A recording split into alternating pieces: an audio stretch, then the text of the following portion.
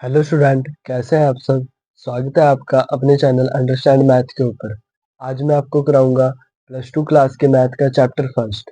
इसका मैं introduction part आपके लिए लेके आया हूं ताकि आपको आगे एग्जाम्पल और एक्सरसाइज के क्वेश्चन करने में डिफिकल्टी फेस ना करनी पड़े। चलिए स्टार्ट करते हैं। यह क्लास 12th का chapter first, introduction part of relation and function. इस चैप्टर के अंदर बेसिक क्या क्या है वो मैं आपको बताऊंगा। नाम से ही पता चला चैप्टर में क्या है, relation and function. Relation relation क्या होता है कि किसी का हम आप बोलते हैं जैसे कि ये हमारा भाई है, ये हमारी बहन है, तो क्या है उससे, उसका रिलेशन है उसके साथ। भाई है, कोई कोई बहन है उसकी, तो वो क्या है, रिलेशन। नॉर्मल लाइफ में लेके एग्जाम्पल फिर चलना है, फिर ज्यादा समझ में आएगा ये चैप्टर। तो दूसरा है इसमें सेट। सेट क्या होता है, well defined collection of object. जैसे ये है, हमने दो सेट ले लिए, ए ले लिया 1 और 2 और बी ले लिया 3 और 4। तो with the help of cartesian product we find this sets of relation. तो इसकी उससे हम क्या निकाल लेंगे कि सेट्स में आपस में क्या रिलेशन है, किसकी हेल्प से, कार्टेशियन प्रोडक्ट की हेल्प से। वो कैसे, जैसे ये लिख लिया हमने, ए कार्टेशियन प्रोडक्ट ऑफ बी। देखिए दो सेट्स हैं ये, पहले क्या करेंगे 1 का 3 के साथ, तो क्या बन जाएगा सेट 1 और 3, और फिर 1 और 4। ठीक है, फिर दूसरा लेंगे 2 और 3 और फिर 2 और 4। सिंपल है, कुछ नहीं था, कार्टेशियन प्रोडक्ट में यही था।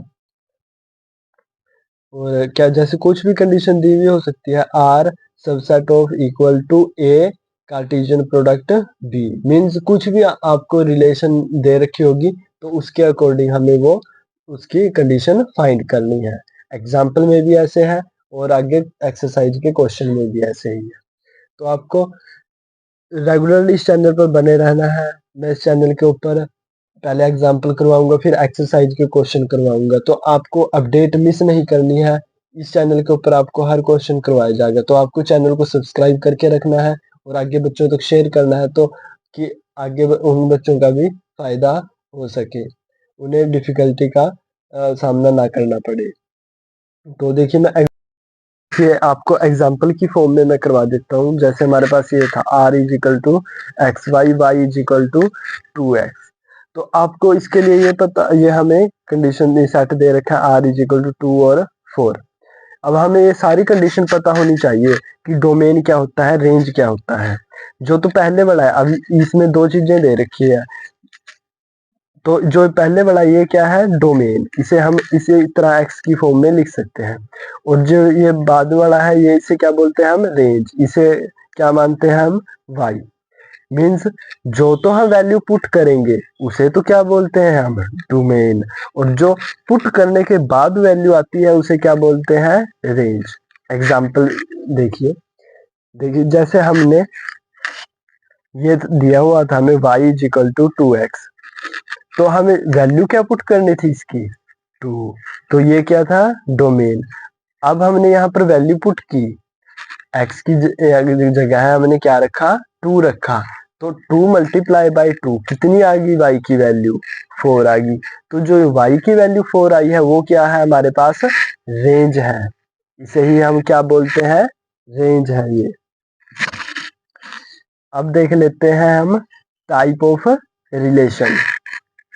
आपको ये डोमेन रेंज वाला कंफर्म हो गया होगा कि, दोबारा बता देता हूँ कि जो तो हमें वैल्यू पुट करनी है वो तो क्या होता है, डोमेन, और जो वैल्यू पुट करने के बाद आती है वो क्या होती है, रेंज। जैसे हमने यहाँ पर 2 वैल्यू पुट की, तो 2 क्या था, डोमेन, और फिर 2 मल्टीप्लाई बाई 2 किया, तो फिर जो वैल्यू आई की आई उसे क्या बोलेंगे हम, रेंज। कितनी आई, 4, 2 मल्टीप्लाई बाई 2 4। सारे डाउट क्लियर। अब देख लेते हैं हम आगे। चलिए मैं अब आपको टाइप ऑफ रिलेशन करवा देता हूँ। देखिए फर्स्ट है empty relation, r is equal to null vector, A cartesian product of B. ये हमें दे रखा है सेट पूरा, और कंडीशन क्या दे रखी है हमारे पास की, रिलेशन ये होनी चाहिए r is equal to X और y is equal to X का क्यूब। चलिए चेक कर लेते हैं।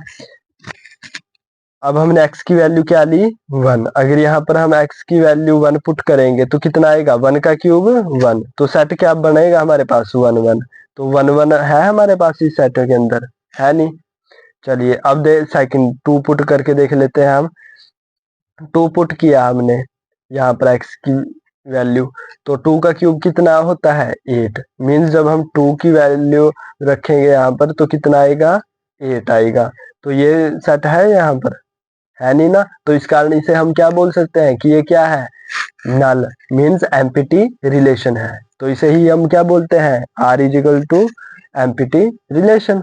चलिए अब देख लेते हैं कि यूनिवर्सल रिलेशन क्या होता है। R is equal to A cartesian product of B, इसे ही हम क्या बोलते हैं यूनिवर्सल रिलेशन। अब इसके भी रिलेशन के आगे 3 टाइप है। रिफ्लेक्सिव, रिफ्लेक्सिव का क्या मतलब होता है कि सेम चीज दोबारा से प्रोड्यूस हो जाए। जैसे आर बिलोंग्स टू ए मतलब सेम नंबर दोबारा से आ जाए। जैसे बी है तो बी नंबर दोबारा से, सी है तो सी नंबर। जैसा एग्जांपल दे देता हूँ आपको, 4 है यहाँ पर तो 4 ही दोबारा आना चाहिए, 5 है तो 5 ही दोबारा आना चाहिए। ठीक है। Second is symmetric. सिमेट्रिक में क्या होता है A B belongs to R और B A belongs to R. Means अब यहाँ पर ए पहले है तो यहाँ ए बाद में आएगा, बी पहले बाद में है तो बी पहले आएगा। यहाँ पर कैसे देखिए एग्जांपल, जैसे पहले क्या इतना था 4 और 5, तो फिर क्या आएगा 5 और 4। अगर ये कंडीशन फुलफिल करेगा तो इसे क्या बोल देंगे हम कि सिमेट्रिक है ये रिलेशन। ट्रांजिटिव, ट्रांजिटिव में क्या होता है A B belongs to R, B C belongs to R और A C belongs to R. जैसे ए हमने माना 4 है और बी कितना माना 5 है, तो फिर बी कितना माना था हमने 5 है और सी कितना मान लिया 6। तो ए कितना था 4 और सी कितना था 6, तो 4 और 6 बिलोंग्स टू आर। इस तरह हो जाएगा ये। ठीक है। तो जो इस कंडीशन को फुलफिल करेगा उसे बोलेंगे कि ये क्या है ट्रांजिटिव। अब इक्विवेलेंस रिलेशन क्या होती है, जो इन तीनों को पूरे करे, जो इन तीनों की कंडीशन को फुलफिल करे। जैसे ये होगा कि रिफ्लेक्सिव की कंडीशन कोई फुलफिल कर रहा है और सिमेट्रिक की कंडीशन कोई फुलफिल कर रहा है और ट्रांजिटिव की कंडीशन को भी पूरा कर रहा है, उसे हम बोल देंगे कि ये क्या है इक्विवेलेंस रिलेशन है। ठीक है। यहाँ तक आपको पूरा क्लियर हो गया होगा, और अगर कहीं भी डाउट होगा तो कमेंट सेक्शन में बता देना। इस चैनल के ऊपर मैं आपके रेगुलरली क्वेश्चन करवाऊंगा एग्जाम्पल और एक्सरसाइज के, तो प्लेलिस्ट मैं बना दूंगा, वहां पर चेक करके आप रेगुलरली सारे क्वेश्चन कर सकते हो। और